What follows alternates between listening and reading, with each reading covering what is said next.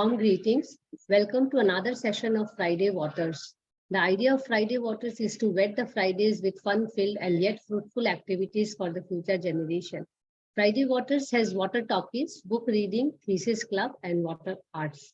The focus of the Water Thesis Club, which is today, is on bringing the students and scholars who have done or are doing a thesis alias research on water matters to the session, and in order to discuss with them the making of their work and the issues around the subject covered. I'm joined by Professor Vishal Narain, who is from Management Development Institute, Gurgaon, as a discussant for today's Thesis Club session. For today's session, we have a young scholar, Shreyasi Bhattachary, to share her research on unchoked narratives on a pillaged hydroscape, a case of River Adi Ganga.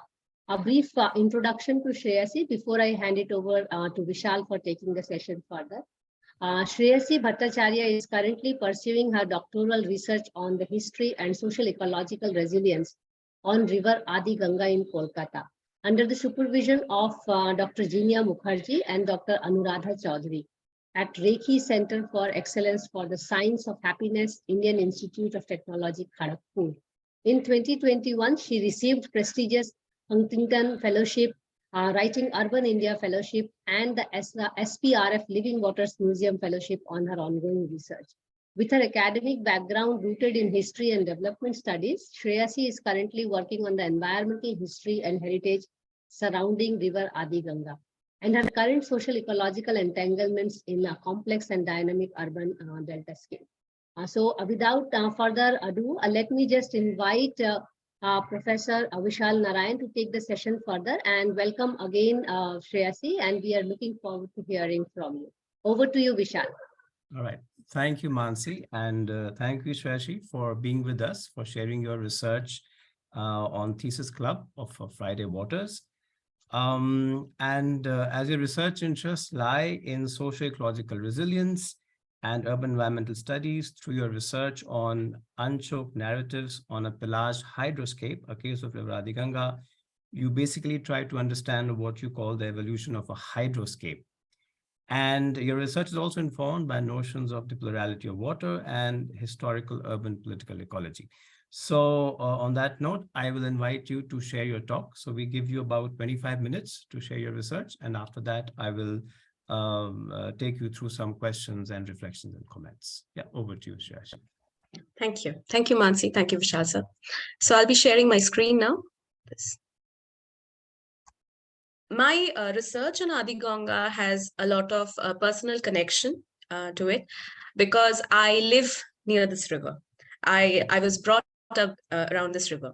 But interestingly, like many other people, many other young generation holders like me, didn't actually knew this as a river. We thought it to be a sewer channel until we actually would, visit with our parents or our grandparents. And then they would tell us that this is the holy river Ganga. And a question would always come into my mind that how is Ganga flowing from here? Because as per my knowledge, that river that is in Hooghly, that is the Ganga. So how can this be the Ganga? So a lot of, stories started unfurling when our grandparents, lot of distant relatives used to tell us a lot of mythological stories relating to this old channel of the Ganges that was flowing here. So this was actually in the back of the mind. Until, very recently when I was doing my MPhil under Dr. Jinya Mukherjee as well, she was doing research on her ongoing book at that point of time, The Blue Infrastructures. And I worked with her as a research assistant in collecting a lot of historical, materials for her book. And so I was visiting the state archives, the national archives, to get more materials, understanding how the, waterscapes of Calcutta got evolved with over time and how the colonial legacy surrounding it evolved.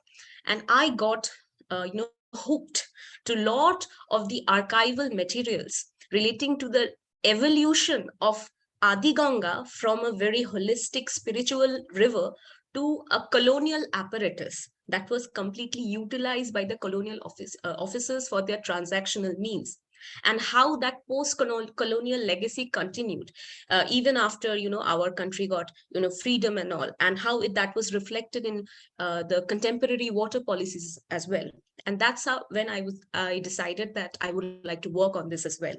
So with that, I would be discussing the unchoked narratives, the bracket unchoked, because choked is the most common word we will use for most of the South Asian rivers today, where we see sedimentation completely filling up those rivers. And technical know-hows are always dominating the solution strategies for them. But very few times we walk alongside this river, we talk to the people who are living beside it, and actually try to unravel the various, narratives that are actually, remaining on those riverbank stretches, and which can be really helpful in producing collaborating strategies between the state and the citizenship as well. So this is something that I'm going to discuss as part of my, thesis today. So in my just to give a route map in today's presentation, I'll be giving a basic context of what the river is and what the river was, and the literature that I went through to basically study the river. This review is still evolving, because the more time is going on, I'm getting exposed to more literature, more, which is actually helping me develop the classic methods that I had originally started with, and the objectives that I had begun while I was researching on the river, the methodologies, and finally, the discussion. So the context of the river, of River Adi Ganga, when I started working on this, I had a very wonderful team with me, filled with geographers, artists, historians, with my background in history as well. So when I started studying on the river, my first exposure to this river was basically, the various walks I would take beside the river, the various secondary literatures that I was getting exposed to that talk about the history of the river, and the geographers telling me about how the route was moving along, how so many geomorphological changes had occurred to this particular river route. But over time I realized that there are so many socio-cultural connotations attached to this, that this river cannot be only identified as something that is only natural. Because if you do that, how do we define what is natural and what is not natural? That is something that we need to explore as well. So this is something that was in my mind when I started getting exposed to the literature and to the field work relating this to this river as well. So the picture on the left was a picture of one of the most recent pictures taken of the river. It was taken near Alipur, which is a very affluent, locality in South Calcutta, where the river looks comparatively cleaner than the other parts that I would share later. But this picture actually reflects one of the most earliest junctions of the river, where it has actually moved away from the Hooghly River. It's as a distributary of the Hooghly River, which is on the map on this right side of this river. This map was developed by me and Dr. Devika Banerjee. We were working as fellows as part of a project at IIT-Kharagpur, the EQUIP project. And this project actually was surrounded around the comparative nature of the Ganga Delta and the Rhone Delta. So while doing work on that, we were developing various, cartographic depictions of how the waterscapes in the Ganga basin was actually working. And so we developed this most recent map of the Adi Ganga. So here, so this the Adi Ganga River actually starts as this junction of the Hooghly River, and this was the original route where it started from the Hooghly, and then while flowing along the Hastings and Taliganj, this particular locality, it moved south from Baruipur until it went to meet the Piali River, where it fell into the Indian Sundarbans. It was during the colonial route that a colonial officer came and excavated this particular bed of the river and stretched this river up to this point, Shamukpota. And this was done by the colonial officer named William Tolley. And it was after him, this particular stretch came to be known as the Tolley's Canal or the Tolley's Nala. So over time, the original stretch from this Goria to Baruipur eventually got forgotten. And in most recent times, you ask people around, or you ask even the government agencies, the workers there, they associate Adi Ganga with this new stretch. although the original stretch does exist. So this was something that we tried to incorporate in our maps, showing the differentiation between which was the Adi Ganga and which was the Tolly's Canal. So, and this is something that we wanted to incorporate, that a river is just not only a line in the map. There are a lot of stories attached to it that can be exposed only when you enter the field, only when you interact with the people and and also the non-human interactions as well, as we see. And we realized that a map cannot only justify that. So later we tried to incorporate a lot of transdisciplinary approaches as well, which I'll be discussing a bit later. The main literatures that I focused on was the historical urban political ecology, or the HUE framework, the hydrosocial framework, and the resilience and well-being framework.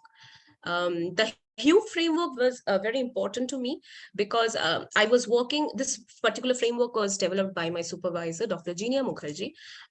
But when she was developing this framework, I was working as a research assistant on her book, and I saw how it evolved and how we tried to integrate the concepts of environmental history, political ecology, and urban ecology in this particular case, where which is very important for a very complex waterscape such as Kolkata, where it used to be a very wild, uninhabited space that was tamed or controlled by various colonial apparatuses, and which led to the evolution of the current metropolis. So the HUE framework was very integral in understanding how not only the entire waterscape of Kolkata, but also Adi Ganga's evolution from a very holy and ancient river evolved into a seaward channel. So this particular framework became very important for me to focus on. Another perspective was the hydrosocial perspective, because I wanted to focus on understanding the various human water, or the human nature interactions, and how it shaped the many realities of water in a very urban space as well, and how the various complexities of water politics and water management shape the various policy makings, as well as policy making for water, and on the various other infrastructural development that was happening on the waterscapes. So hydrosocial was a very important paradigm to look into it.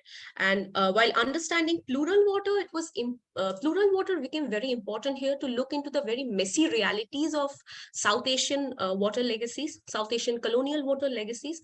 It actually helped me into gain perspective into not only the hydrological perspective of water, but also the various social and cultural connotations attached to it, and how it helped and also blocked in developing solutions for the water and the humans and non-humans surviving on the waterscapes as well.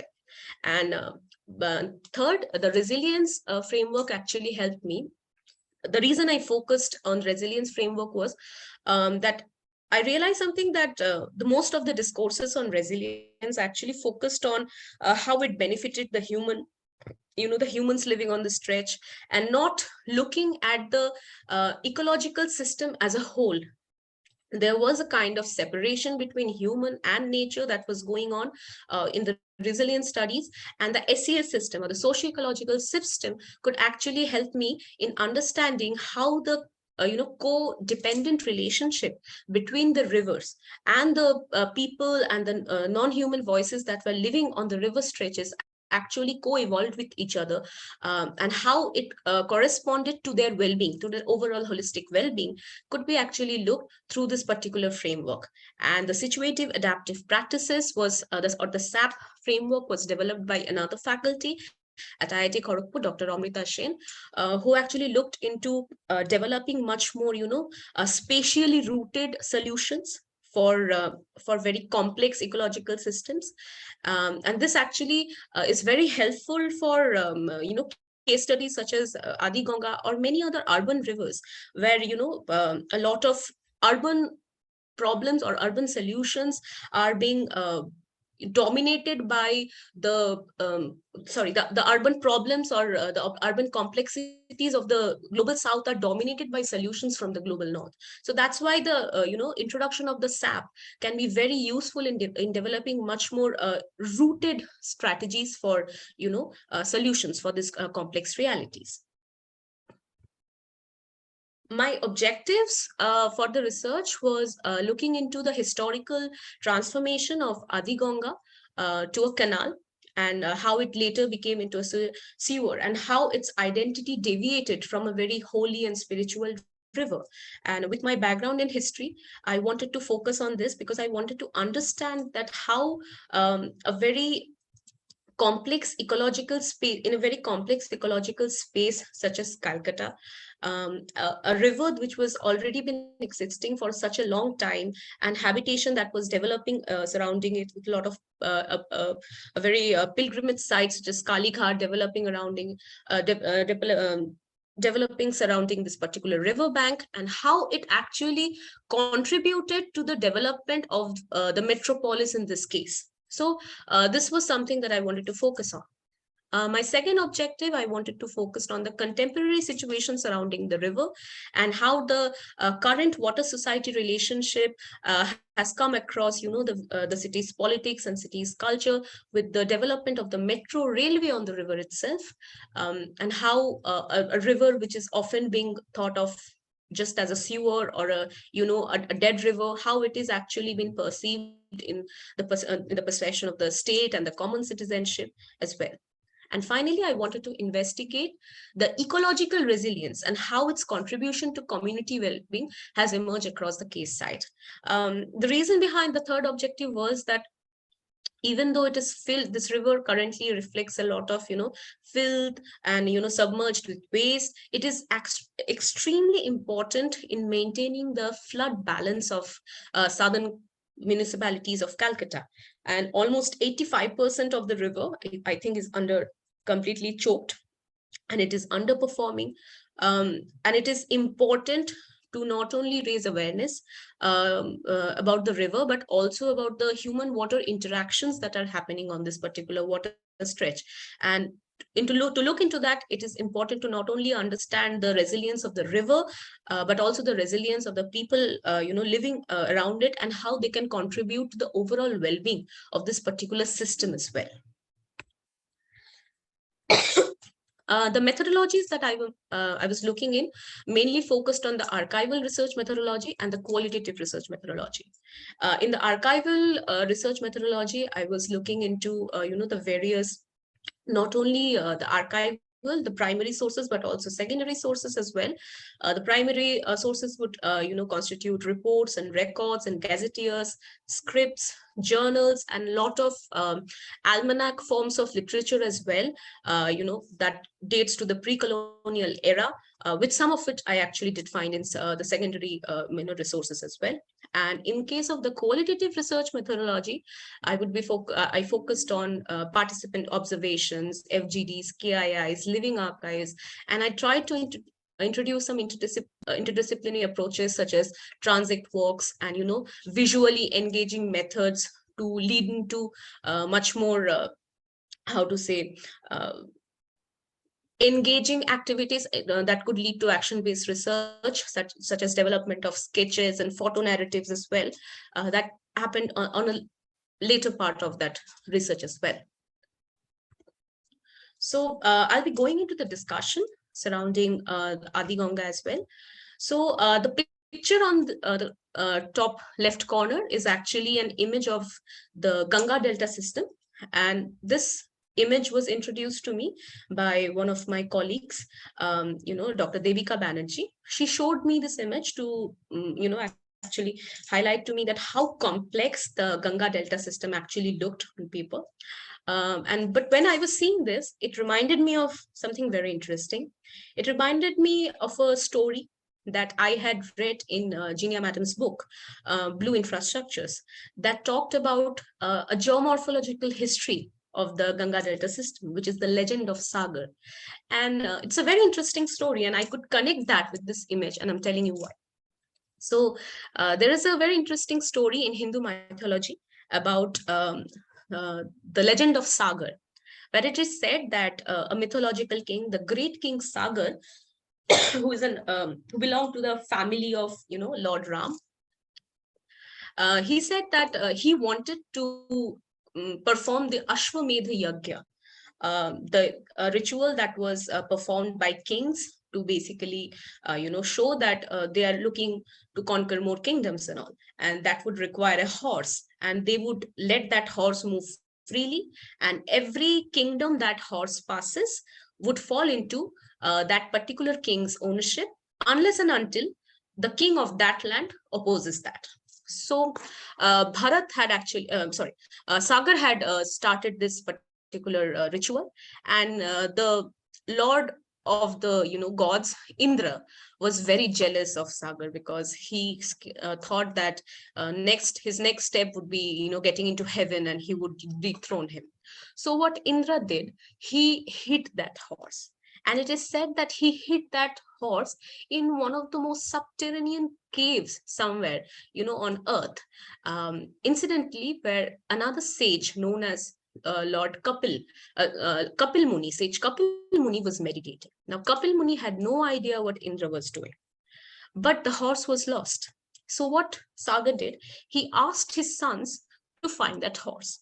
Now 60,000 sons of Sagar, they started finding every corner of the earth for that particular horse, until they found it in the cave with Kapil Muni, who had no idea that why these people had come and there is a horse there.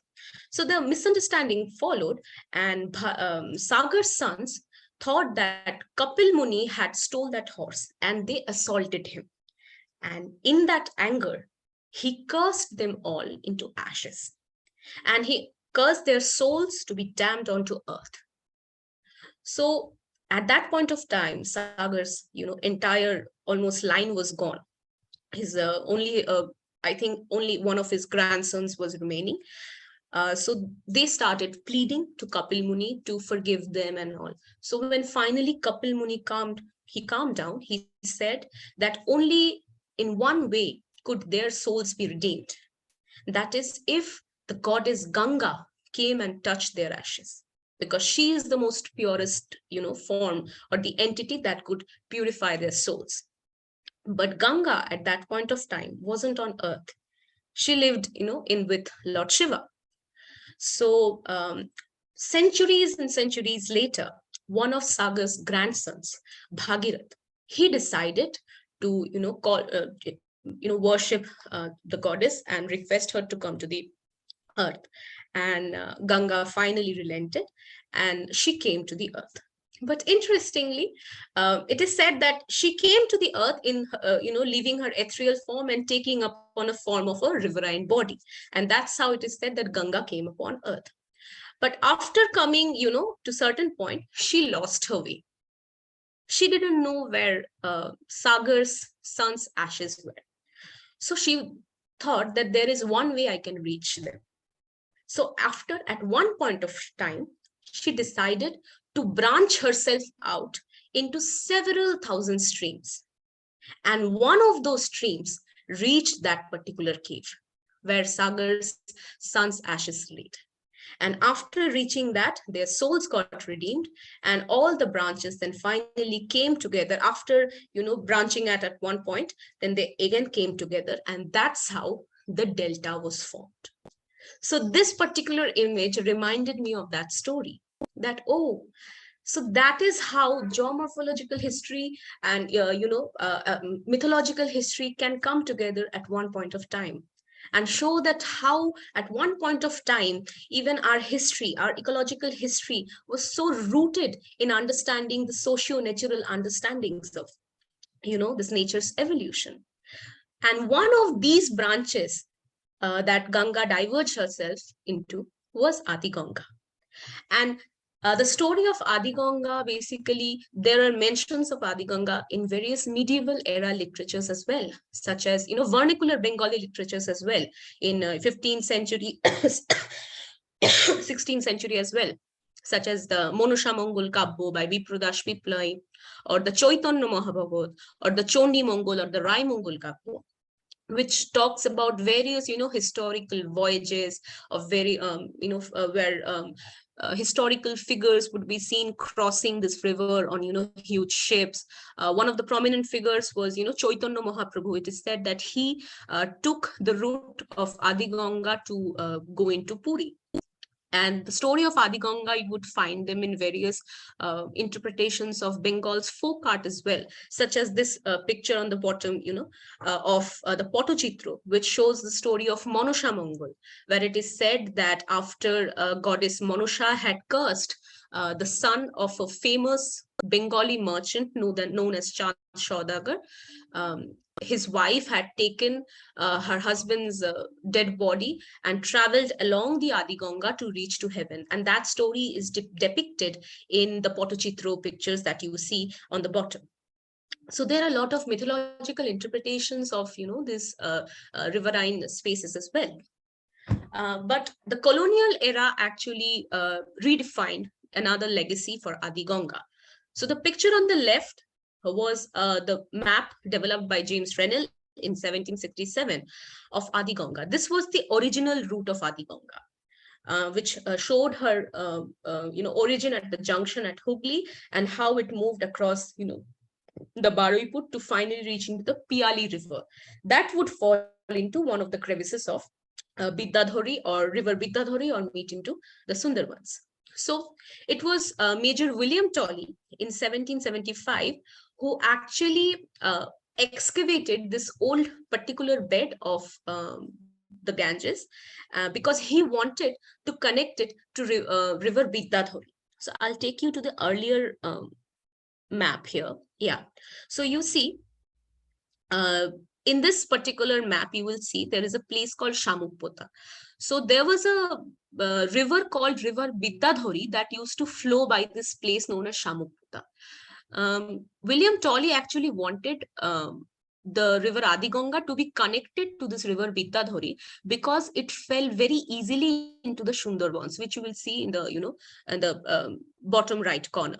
So that would make navigation much faster and trade much easier because rice trade in the Sundarbans had become very profitable at that point of time after developing this new route.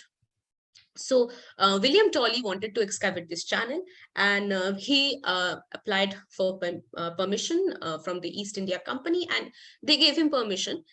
But he excavated this particular channel on his own money. He received a loan of rupees 1 lakh from the East India Company because they wanted to let him do the engineering and look after and see what the results were. But Tolley believed so much in developing this particular route that he loaned this amount and he spent his own money. And he charged 1% on all the exportation and importation route. And this within a few years had become so profitable that the East India Company was looking into buying this particular space, this particular canal from him. But however, he had a lease for it for the next 15-20 years. So after he died, the lease passed on to his wife, Anna Maria Tolley, who had no idea how to work on this river. She had no idea of the native language, anything. So what she did, she appointed a local known as Seru Ghos to look into the accounts because he could speak the language and he knew how to manage the situation. And he started managing it for a decade until the death of Anna Maria Tolley, when the East India Company finally took over the management of this Nala. But they were so impressed with the management of this Nala, the keeping of the records, that they actually got Seru Ghos, that they invented a new post of Suzewal for Seru Ghos because they wanted to employ him for further, because he actually made the management of this canal so easier. So this particular picture on the left is an original revenue account of from 1818 to 1825 of the various collections and the charges that were happening on Tolley's Nala as well. So in 1819, it was around 89,596 rupees of collections were happening on this particular canal.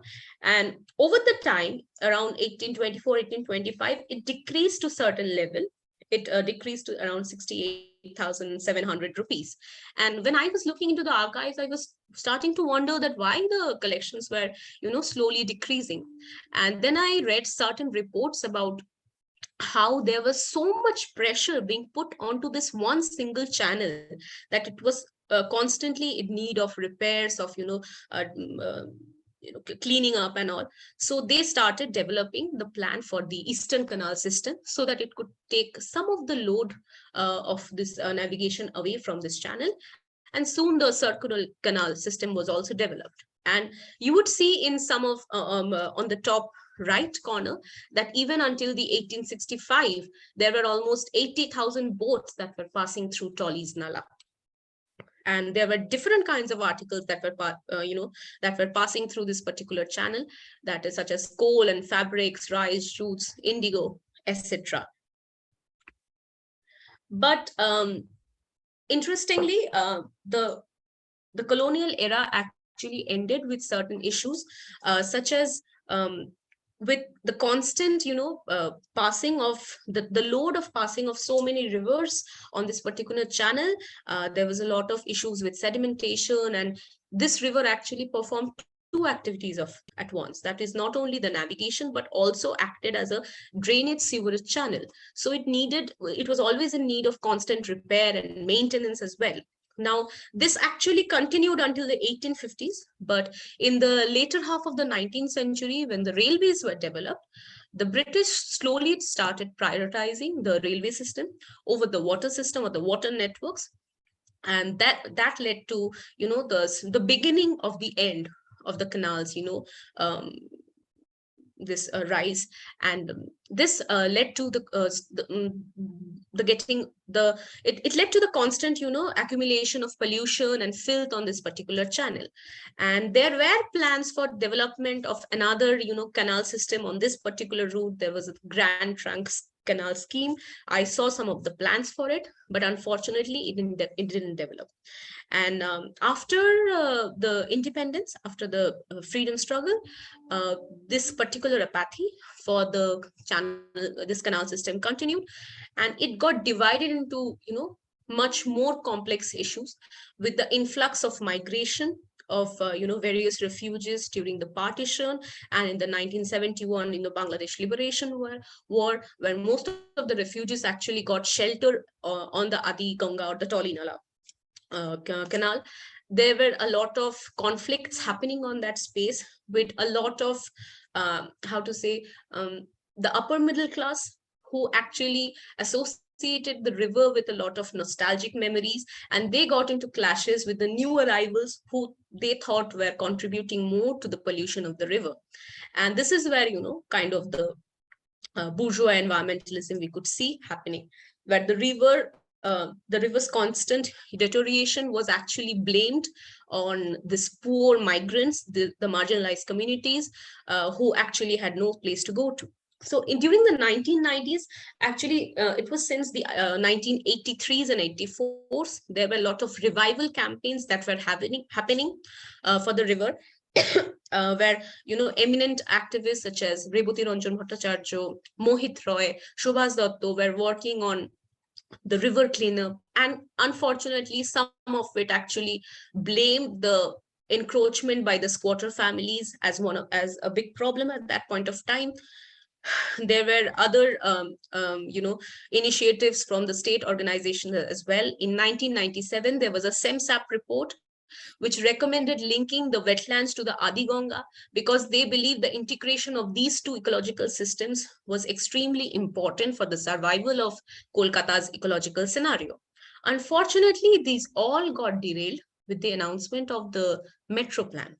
So, in the early 2000 period, the state government at that point of time announced a development scheme of extending the metro railway from Taliganj to Goria. So there, the metro station that was already in place in Taliganj, it was supposed to be extended up to Goria, and because of lack of space, the government suggested that they would use the riverbed as for building for the pillars, for planting the pillars for the metro railway. And this was immediately protested by a lot of the environmental agencies, by the activists. They considered this move to be absolutely illegal, and there were a lot of protests from various grassroots organizations as well, who believed that building the metro railway would lead to the eviction of a lot of the refugee families who were living on these banks. So there were a lot of petitions filed against this move, and we saw actually different types of environmental movements happening at this point. But unfortunately, the Calcutta High Court favored the state government in this case, because there is a colonial era law that is still existing today, which is the Act of 1890.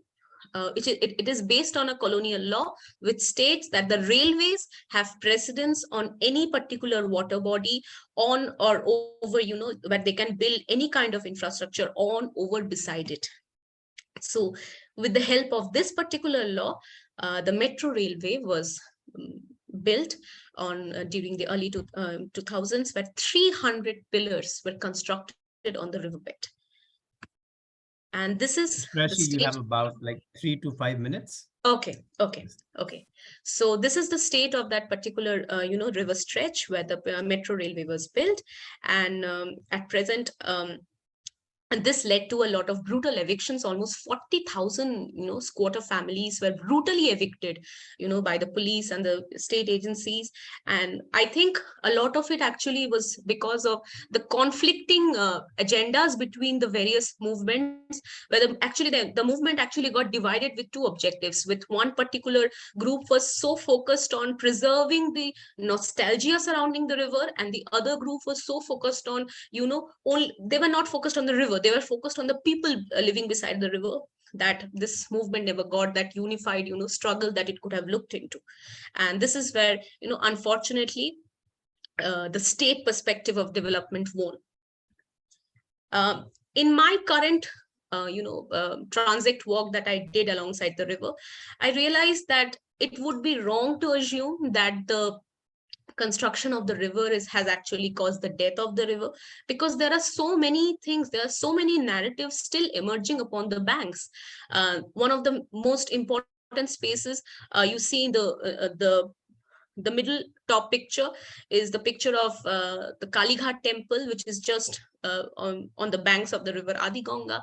It's a very interesting, hotspot for sacrality and sanitation, where you see the river that is completely imbibed in filth and sewage that is being directly pumped into from the canals. People are still taking dips into the river, considering it as a holy, river, and nothing, these pollutions won't affect its sacrality. And the picture on its, and the bottom is the picture of the river from the original stretch that is completely being forgotten. It is the stretch that actually follows the Baruipur route, the original one. You see the river here is much more free, because it's so much away from the urban fringes, and with lesser, engagements and tampering from the state interventions. And the picture on the left and the right are of the various tangible and intangible, heritages that are developing on this riverside, with statues talking about the various religious significance surrounding the river, and, children who are living as, who are called encroachers by the so-called intelligentsia, who are developing a new childhood surrounding the river, this is the image of river that they will grow up with, that we might not be able to comprehend any day. And so finally, I applied the Hue framework to understand the various challenges surrounding the river related to climate vulnerability, social practices, and outdated apparatuses. And I realized that it is important to look into the management of the river, the shoreline, and the heritage from a very collaborative perspective, where the citizens, where citizen science as well as technological Western scientific know-hows need to be kept in one particular platform at one particular space, where knowledge is actually shared, so that people can actually understand what participatory governance can produce, especially in complex spaces such as Kolkata or Adi Ganga. And This is a transdisciplinary approach that we focused on, that Debikadi and I actually were doing the transit works, and we were thinking about that we can continue, writing papers, we can continue completing PhDs and postdocs, and we will probably, talk about these narratives in our thesis and all. But what happens to the river? What happens to the people after we leave? We can have an impact by engaging these stories to taking it to different disciplines. And so we started talking about how about we shared our stories in form of a sketch or a picture.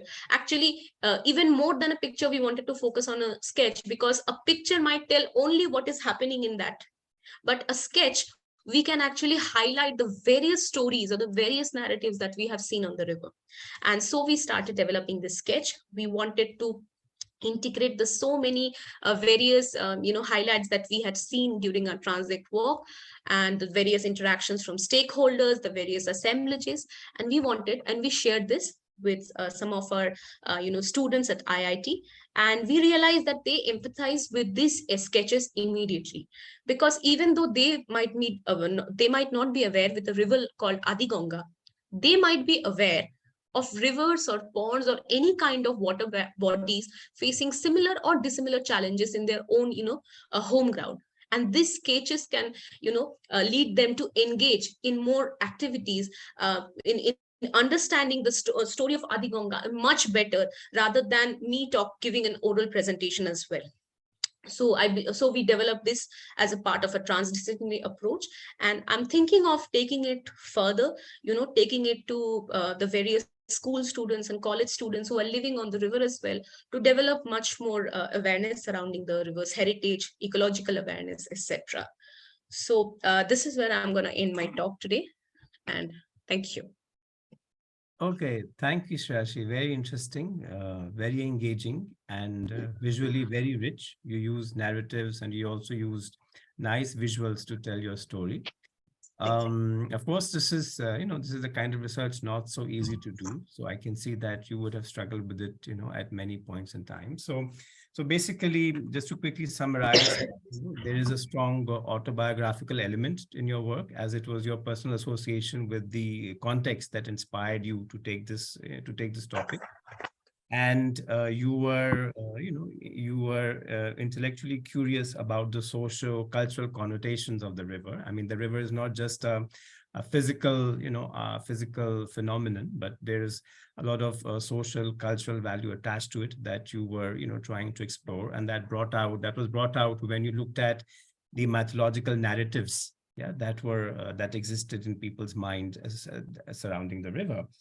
And and conceptually, you dug into historical urban political ecology, the view of a hydrosocial system, and you looked at resilience not only from a purely, let's say a purely human perspective, but you looked at the resilience of the ecological system, rather than just looking at resilience as in terms of, in relation to human well-being, right? And so you wanted to trace the story of how a holy river gets transformed into a canal and then into a sewer.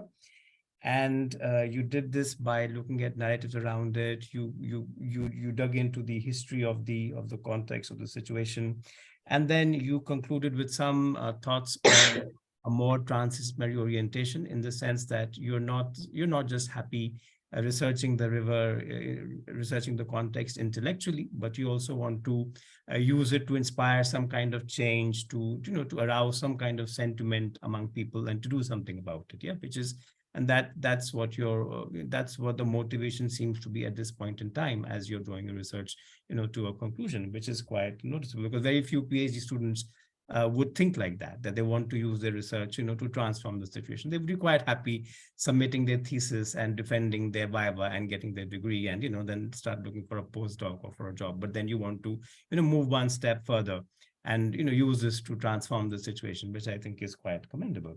So congratulations on that talk and on having completed this journey. So just a few thoughts to stimulate discussion. So the word hydroscape appears very prominently in your research. It's also part of your title. And many students, struggle with interdisciplinary water research. So looking at like the interface between society and technology in water, or looking at the relationship between water as a physical resource and people's relationship with it. So tell us more about this notion of a hydroscape. What does it entail? And do you see this as a good conceptual entry point, for students who would like to do interdisciplinary research on water? Yes. So when I actually introduced the term here, hydroscape, I was looking into a lot of interdisciplinary work as well, because most of the work on Adi Ganga actually was done by the natural scientist on understanding how it actually approached the flood vulnerability, or what is the, um, uh, level of BOD and COD, and how it is actually constituting to the development of aquatic life in this particular space. But I realized that in the much more recent narratives, there is very less focus on understanding how this river and the human interactions here is actually occurring as a whole. So like I wanted to actually remove that hyphenation that existed between socio and nature, that is a constant demand that is going around in modern water studies. So while looking into that, I wanted to explore this term hydroscapes, because this river has actually been tampered so many times, especially by the colonial and the post-colonial understanding, and how it has affected the ecological system itself, and how the ecological system has also affected this particular changing tampering of this particular riverine space. So that's why I wanted to focus on the term hydroscape, so that it could actually reflect the very enmeshed interactions of human non-human interactions that were constantly happening on here, in that particular context of technological interventions as well. True. And there was this expression, plural water, that you Yeah. used, and I'm just curious about that expression. Can you say more about what you meant? And I wanted you to link that to, we often talk about water problems as what are called wicked problems, in the sense Yes. there's problems not amenable to easy solutions, they're complex. So can we see a relationship between this notion of plural water that you use, right, and how we understand water problems as wicked problems? Because you say water is social, economic, religious, cultural at the same time. So is that the plurality of water? Is that what really makes water problems wicked? Yeah, absolutely. So, plural waters, I remember looking into a paper by, I think, Mariel Evers and et al. And many others. It was on the pluralistic concept of water management, where they actually looked into the integrative understanding of various water management policies, and how it can actually constitute in developing a much more sustainable understanding to the natural and human water interactions that were happening at that point of time. And it is very much applicable in the concept of understanding the wicked problems, because especially in cases such as the global south, the complexities of water are so messy that every time we are trying to develop a solution, a new problem is coming on, and we are trying to focus on that new particular solution as well, which actually leads, I think, a kind of obstacles in developing long-term sustainable solutions. So I think that's why understanding plural water from its messy perspectives is very important in giving entry point to the interdisciplinary understanding of water as well, where people from natural sciences and social sciences need to come together and explore their understanding of water, and actually focus on developing transdisciplinary methods, and not only focus on developing papers, because this is something that I've seen happening in a lot of interdisciplinary studies, that they are sharing their knowledge, they are sharing their skills, but not leading to a complete understanding of a new methodology that can help in in developing new solutions. So Yeah. I think this is where the understanding plural water, or the pluralities of water, can help in developing its messy problems, and give and developing solutions for developing problems for solutions for these wicked problems. Yeah, no, I agree. So I think as researchers and academics, we should also always try to take our work further, right? Rather beyond writing a thesis. So people say that academics are more concerned about the impact factor of their journal rather than the impact of their research. So, moving from impact factor to impact, I think that's important, right? So you also spoke about living archives while talking about a methodology. So I'm familiar with archive, but I'm just more curious of what's a living archive and how is it that different from an archive? Yeah. So like living up archives, like when me and my supervisor, we were having a discussions, like there are so many things about the river that, mythological stories and all, that are, some we find in the archives and some we are finding in the, the words of the elderly generations. They are trying to, and there are many, very interestingly, there are many organizations that are trying to preserve the stories that are being told by this elderly generations. Because interestingly, I remember that particular stretch of the river where the metro was constructed, it actually led to an explosion of real estate. Mm. So a lot of the old people there had, they either after they have passed on, their children had given the space to the new developers, and the people who are coming in have almost no idea about the history of the river. And only some of the few local clubs and all, they are trying to hold on to the stories of that particular place. Like a particular metro point, popular metro point, the Kudghat metro station, it actually held very important stories in the archives, that I think very passing stories about how that particular land was bought. But when I went to that place and talked to some of the elderly generations there, they would tell me that when that metro pillar was being constructed, they excavated a lot of pre-colonial era tiles that existed on the riverbanks that were completely destroyed. So there are stories that are not part of the archives, that will always remain as part of oral narratives that need to be preserved, especially in countries such as ours, which have been such a long history of civilization and constant evolution. And I think living archives, like I'm still working on that particular terminology, because there are a lot of difficulties associated with as well, because there is a problem of forgotten memories, mixing things up and all. Mm. But I think if we can harden it up as a proper methodological tool, we can actually identify the various narratives that have of especially ecological spaces that have been completely forgotten, and that can be used to preserve the heritage of that particular ecological system of the space, and can actually lead to further preservation policies in future. Mhm. Good, thank you. So, this is again coming back to your conceptual framework. So, like urban political ecology studies are rapidly growing. We see a growing literature on that. But we hear less about historical urban political ecology, right? So, can you tell us more about what does historical urban political ecology add to urban political ecology? Yeah, so I think it's in cases such as mostly the global south, where the history of colonialism actually affected a lot of the ecological spaces as well. The historic to that particular urban political ecology framework actually leads on to understanding the evolution of that particular environment, and how it was tampered and intervened by various apparatuses over the time to to be reshaped into a completely different system as well. Mm.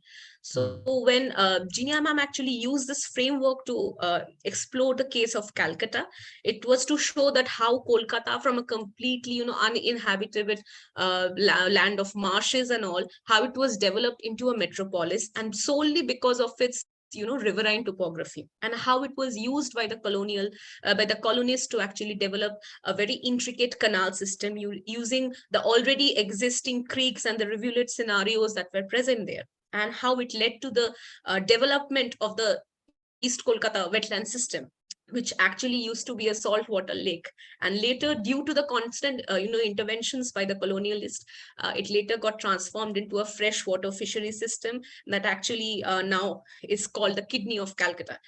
So the Hugh framework actually gives a very contextual understanding of the historical evolution of the ecological scape of a particular space. So I think that's where the addition of history gives a very good comprehensive understanding of how urban ecologies have developed over the time. Hmm, good, thank you. So the last question from my side, so like you said that, like social and natural scientists need to talk more. And the dominant approach to water problems, water crisis continues to be very technical and engineering oriented. Yeah, where we want numbers, data, technical figures, engineering solutions, right? So, and you have here a very, very qualitative, very narrative kind of, style of describing what the problem is, which a hardcore engineer would just dismiss as a kahani. Ye to kahani hai, matlab, how would you, how would you use this kind of research to communicate to an audience who is very technical, or very technocratic in its orientation? How do you make them see the value of this work, that no, this is not just a kahani, but this is something that needs attention? So how do you bridge that gap? I think I'll begin with saying that when I went to interview the state agencies and all, I held a very declensionist narrative that they will always dismiss me. They will consider that ye to fir se aa gayi hai. They will only talk about the people. They will consider us as the enemy. So, but when I Yeah. went there, a lot of my scenario, I also realized that I am also discriminating against them. And actually, I realized something. They all wanted help from the social scientists as well, so they also knew of this perception that people have of them. Of course, we also share the same perception that they are always thinking about rivers from a quantitative perspective, which is actually required. For example, when I am looking into understanding the contemporary challenges of this Adi Ganga basin, I'm realizing that we are still following the colonial drainage network system, which cannot, which is not performing well in the current scenario. Like the intake scenario for for the flood balance system was, I think, 100 during the colonial era, and in the current status the water level is rising up to a double situation. So we need technological help in either developing a new system or creating a new outfalls basin for this particular drainage. And this is where social scientists cannot can they cannot help here. It is the technological apparatus, we need their help. But the reason why we wanted to focus on developing the sketches and much more engaging narratives is, even though it sounds like a story, I think they also want to hear these perspectives as well. And it is up to us also, if we also can show them that we are not only focused on those impact factors and developing papers, and we are actually engaged in that particular space as well, we also start developing a very interesting how to say, a very interesting relationship in creating a very collaborative space with the government or the intra-governmental agencies and the people living there as well. Like I was thinking that there should be a creation of a kind of like a data set where the common people should actually know that who is taking care of the canals and the rivers, because there is also a lot of conflicts regarding this. There is a municipalities, the corporations, and then there is the irrigation and waterway department and all. So when the government agencies, if we can, and also I think they want to do so, because that is my personal interaction with them, when they see that people are trying to approach them, looking at them generally and looking to them for tangible solutions as well, and they are sharing their understanding of the river's different narratives, where the SAP, the situated adaptive practices, come here, where the solutions are much more rooted in the ground realities. I think we can create a collaborative platform to look into developing long-term sustainable solutions. It's a very, I think, long road to look ahead, but I think it can be created, but it will have to be working from the both the ends. Okay. Thank you, Shreyasi. I really enjoyed the conversation. Very nice. Of course, the work is rich, and I enjoyed the conversation very much. I'll stop here now in case Mansee or others in the audience would like to ask some questions. Thank you.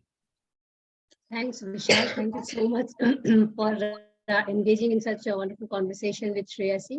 And of course, thank you, Shreyasi, for really such an engaging conversation, as Vishal was rightly saying, beautiful kahani, and which is required because that's the first point of attention. I have a very simple question for you, which is more, I will say, an approach-based, both the questions which I put actually in the chat box, but then let me ask you. When you are showing your literature review framework, you have like many frameworks which have an overlay. So I'm just wondering, in your main work, and I suppose you have already published it or about to publish, have you developed a conceptual framework which you are using for your own research? Because the literature review framework is more or less what you have studied, you know. It does not really tell eventually what did you extract for your own work. And I presume from your presentation that eventually you came up with a methodological framework that this is what I am going to study and this is how I am going to study. So I somehow, maybe I am ignorant about it because I have not looked at your work, but I feel that in between there must be lying something called conceptual research framework or theoretical framework, which is Shreyasi's development. Because then you don't have to latch upon all the time all this framework which you have studied as part of literature. This is also an advice and also observation for you. You may not have to answer for it. Another research method question which I have, when you showcased a keen interest in really bringing a change in the society, which is very good. We all must do that beyond impact factor. And you did talk about, you know, this infographic way of, you know, reaching out to people, connecting them, connecting with them and touching them. But just wondering, as an ethical research question, are we supposed to come up with solutions in our research when we do this kind of research, particularly when we are looking at archival studies and, you know, when we are looking at literature-based studies, oral histories? Why would you like to burden yourself with finding solutions for future when you know that you know, it's beyond probably your scope of work in your PhD? Of course, after PhD, yes, but just to understand from you, why would you like to shoulder that burden during your PhD? To your first question, I think, yeah, I am still looking into the HUE framework, the hydrosocial framework, and the resilience framework are the main, you know, understandings that I looked into for my objectives as well. And while looking into this, I developed a methodological approach that I am actually writing a paper on, and we are looking into, it's actually in the review process. I think I'm still working on in developing a much more, you know, precise understanding that can come up in while I use this particular method, you know, approaches to understand this particular case study. And I'll be definitely taking your advice on, you know, looking into it further. And to your second question, I didn't actually consider it a burden at all, because I think it developed in a very organic manner. Like when I was talking to the people out there and all in the beginning, and because I lived beside this river at one point of time, and I was part of that intelligentsia. I'm you know, I'm not little bit ashamed to admit about that I also considered when I was young that the encroachers are the reason this river has, you know, completely gotten polluted and all.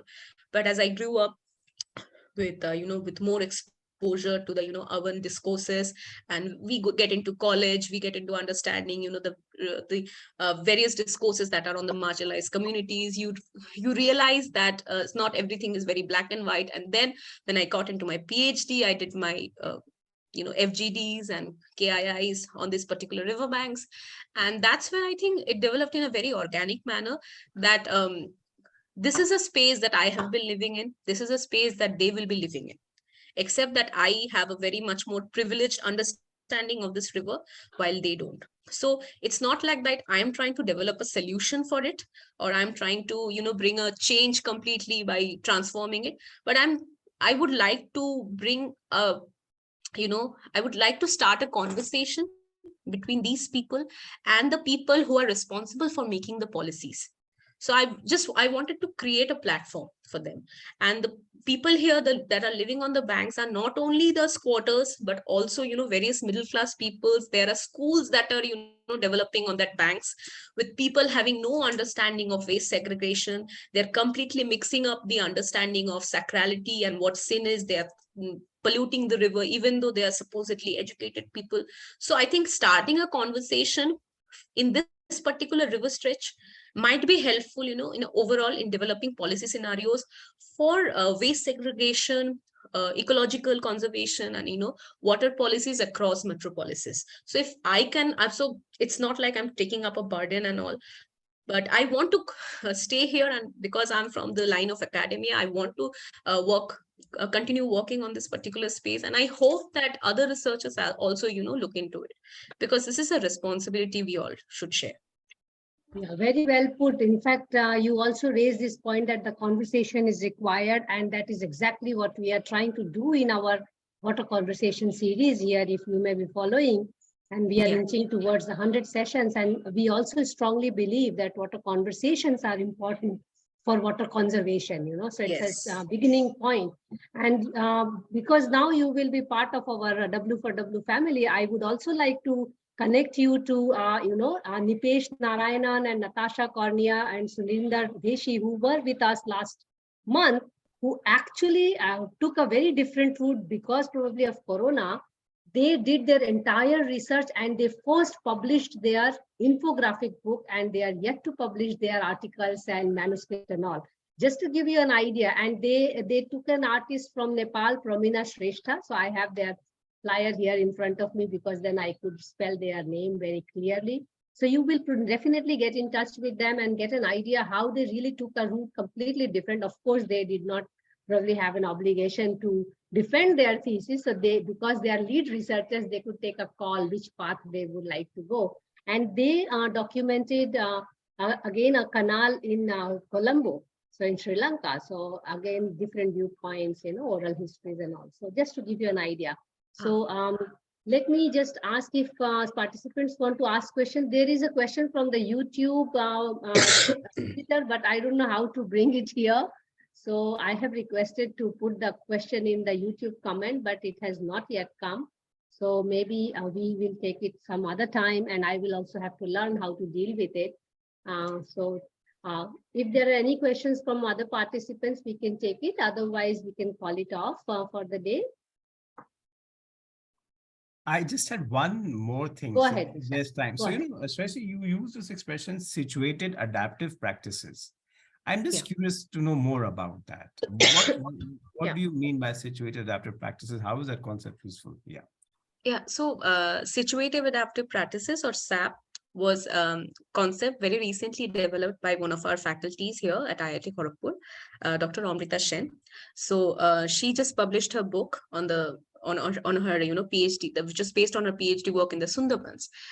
And she actually was discussing this with us, and she was talking about how the various differences or irregularities that occur in different spatial stretches across a very large country or a large space, the importance of integrating the ground realities of that particular problems and how they differ from space to space on temporal scale as well are important to look into in developing solutions. So the situated adaptive practices actually also discusses the how in lieu of a particular problem, how the people and the particular ecological system at that particular space has adapted to that problem, and how they are integrating local approaches in in developing long-term in developing solutions that not might always be very much aligned to the very Western notions or Western concepts of water solutions. So this is where the idea of SAP actually came into, and this is part of that resilience framework that I thought that this could be a very important part. And when I was looking into Adi Ganga, this actually came into my mind because I forgot in talking about it. One particular small stretch of Adi Ganga has become a paleo channel. Just when it was actually diverted from a metro channel, a very small part of it became a paleo channel. So when I was walking along that stretch, I thought that the river is gone. It is dead. That original stretch is dead. But the people kept telling me, no, the river is there. You need to keep on walking. So as I kept on walking, and I saw small ponds emerging at different spaces, and how it actually held very important mythological connotations there. that those ponds were considered as ponds of Ganga, and how people were still, doing their daily rituals and all, everything there, until it emerged at one point as a very narrow sewer line, and then it re-emerged into the proper, river that I showed in the later picture. So when I talk to the people that how is this river so clean there and all, so of course the lessening of that urbanism surrounding that space had a very important role to play, but also the people there had a much better, because they are much away from that urban demographics, they had a much better understanding of how to maintain that river, and how they're using local methods to keep that river particularly clean, and how that corporation, municipal corporation there, were also engaging much more in a better way with the people out there, to teach them about waste segregation and all, everything. So this is, I thought that this is very important. Like, this would not happen in a very urban, conglomerated space such as Kolkata, where with people are much more dumped with huge complex problems. But as we moved away from Kolkata, we realized that the people there are much more in a better in sync in understanding that ecological space. So this is where I think the SAP actually came here,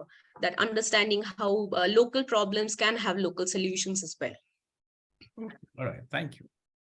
Yeah, I see from YouTube, Abdul Rashid Bharji has arrived here in the live to ask his question because I could not respond to him. So maybe Abdulji, you can unmute yourself and quickly ask your question. We are already, I mean ahead of time. So please go ahead. Very good evening, everyone. Are you hearing me? Yes, go ahead. Thank you so much for this wonderful session. Actually, I was watching it through YouTube. Then I wrote to you, ma'am, through WhatsApp also, how can I be the part of this particular conversation? Then now I find on the Facebook the link. So I joined through Zoom. So this was a wonderful experience. But actually, this is the concern is when I was recently in Goa, where my climate change documentary was showcased, there some jury members told me that why you are not making a good documentary on Ganga.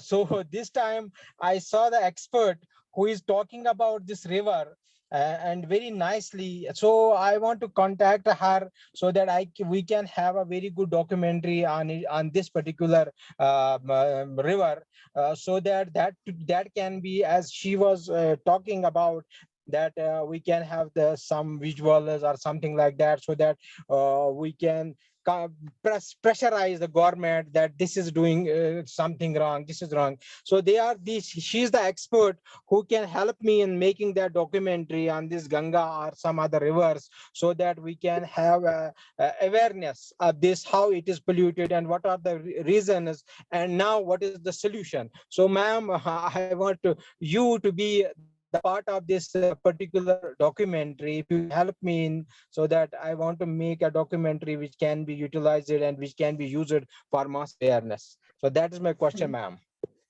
Thank you. Go ahead, Shreyasi. You want to say something? Because I will add here that Abdulji is a well-known documentary maker from Jammu and Kashmir and awarded person, and he's always looking for good projects around the country. So response from you, and then I will give a closure.